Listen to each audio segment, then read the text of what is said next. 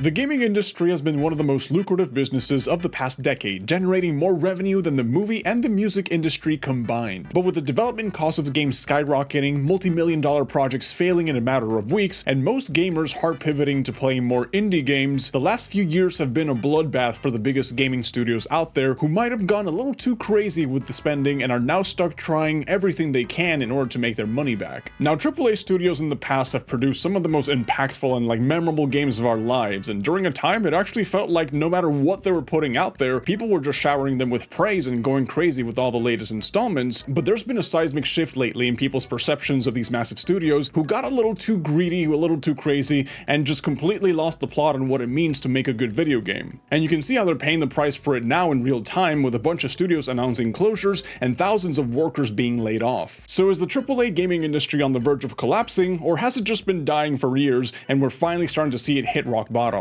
Well, it's important to note that the gaming industry has always been a high-risk, high-reward environment, right? Competition between the studios has been extremely aggressive for years. You can take the console wars, for example, Xbox versus PlayStation, PC, Nintendo, and as a result of all that competition, the end user has always come out on top. Thanks to them trying to constantly one-up each other, we've actually gotten bigger and better games, which allowed the studios to keep expanding and going all in on creating these immersive experiences that we've been enjoying. And for a while, life was pretty good if you were a gamer. You were getting constantly barraged with awesome releases of video games, and there was no reason for you to complain. The only people who were probably kind of struggling during this time, I would say, were the indie developers who honestly just could not compete with the bigger studios. But the problem started creeping in sometime during the 2010s, when suddenly you saw a shift in the gaming industry, with Call of Duty forcing yearly releases, EA Studios was doing premium editions and online passes, and microtransactions, which used to be almost exclusively for mobile games, started showing up on console and PC games too. It was something that we all just kind of noticed back then, and for the most part we were okay with most of it, or maybe we just didn't complain loud enough. But the thing is that it just became the norm. Microtransactions just started being introduced into video games, and we kind of just rolled along with it. It was at this point that the AAA development studios were kind of just testing the waters to see how else they could monetize off of you besides just outright selling you the game, because during the time that they went deep on expanding their company size, they also leveraged themselves so hard that now their spending had also increased dramatically.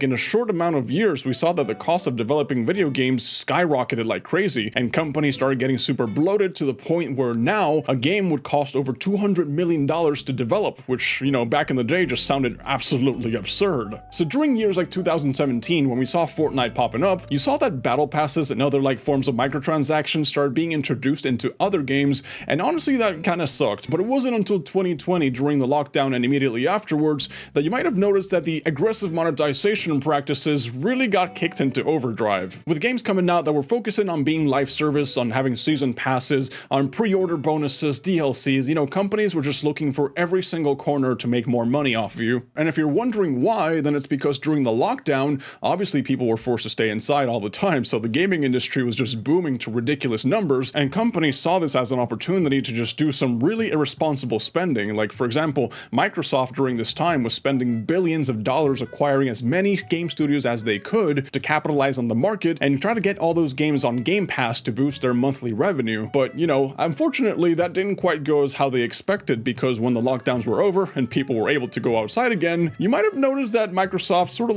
over-leveraged a little bit and went a little too crazy with the buying, because afterwards they realized that their gamble with Game Pass just was not paying off. And obviously, putting your latest releases that cost you hundreds of millions of dollars to develop on a subscription service that's only $10 a month doesn't really seem profitable in my opinion. And it would take a ridiculous amount of subscribers just to be in the green with their current strategy. But unfortunately, since they haven't been able to reach those target numbers of subscribers, what has Microsoft been doing as a response? Well, they've been closing down studios, they've been laying thousands of people off, and honestly speaking, they've just been hitting the big red panic button. And they're not the only ones that have been stuck with this issue, because if you take a look at Square Enix, for example, they've been pushing cross-platforming to try to boost their revenue. EA Studios has been looking to put ads inside of their video games, and PlayStation is even going as far as delisting games in countries where PlayStation Network isn't supported to try to boost their PSN numbers. Which honestly, I have no idea what Sony's doing here, because they're purposely not making money by taking games away and losing sales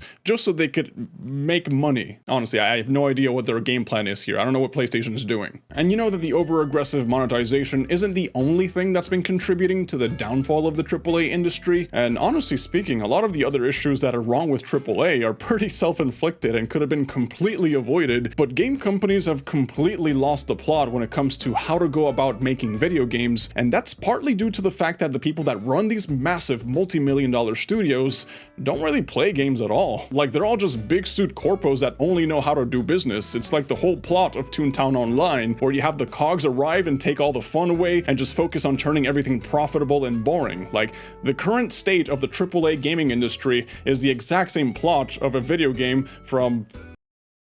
I don't remember how old Toontown is. But from what I've been reading, it's actually a lot more common than people think that this sort of thing happens, because you have a number of game developers that don't actually play video games, and that number is actually pretty wild. So you see all these game studios that are filled with developers, with community managers and higher-ups that just don't have the perspective of the players in mind, so they actually just hate the target audience they're trying to sell to it. So to put it into simple terms, I'm not saying that all big studios are like this, because look at Elden Ring and From Software, for example, but a lot of them are actually just out of touch when it comes to developing games that are meant to be for consumers, and they're just putting their money on efforts on things that literally no one cares about except maybe the shareholders. And now everything mainstream that's come out over the last few years has just been toned down, it's been safe, shareholder approved, and while the video games are technically better, you know, video games have been improving because now we have newer game engines and better graphics, well, that doesn't necessarily correlate to a successful game anymore. And now AAA studios are so afraid of failing, it's kind of like a self-fulfilling prophecy, because in trying to go the safe route and not innovate the industry and trying to make as much money as possible, they keep releasing the same bland slop every year, and people are honestly just tired of it. So now you're seeing AAA games, quadruple A games, however many A's you want to put into that, they're all just failing almost immediately within weeks of release. It's like their entire focus shifted from creating a good game that has good entertainment value that they can sell,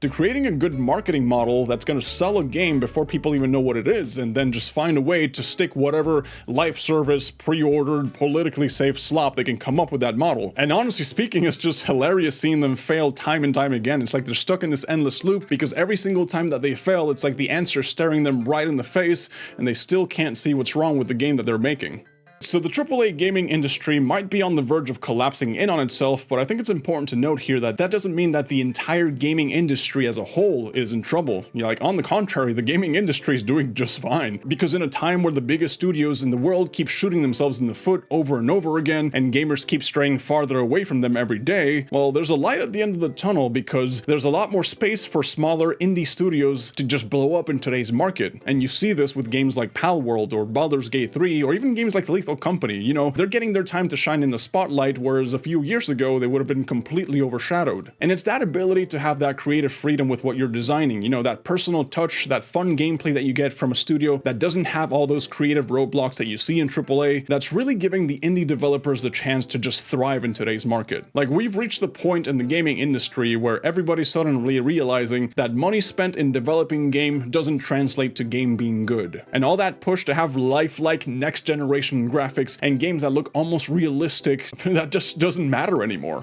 Because at the end of the day, what really matters is if the consumer's having fun with the product. I mean, just look at Stardew Valley, right? That thing was made by one person, and the graphics look like they're from the Super Nintendo, but the game is just so wildly successful that it just proves that when it comes to video games, people honestly just want to have fun. So right now is actually the best time for anyone who's ever been interested into getting into game development to just get out there and start making games, because it's the most accessible it's ever been, and with social media just allowing you to go viral for posting like the dumbest crap imaginable, you know, you really have some potential to make your game, your vision, who knows, it could be like the next Lethal Company, the next Content Warning, the next Among Us, you know, something like that. And I think that the way that AAA is going, it's only gonna get worse before it gets better. And if you feel like accelerating their downfall, well, here's a couple of things you can do, which I've been doing myself, because I haven't bought a AAA game in the longest time. I also haven't been playing AAA games whatsoever. I've been playing games that I have on my Steam library that I have not touched in years, and I'm pretty sure you have a bunch of those too, right? And I've also been playing a lot of like GameCube games, and it's surprising to me that games that were made with fossil technology are still somehow better than the overpriced microtransaction written slop that is coming out today in today's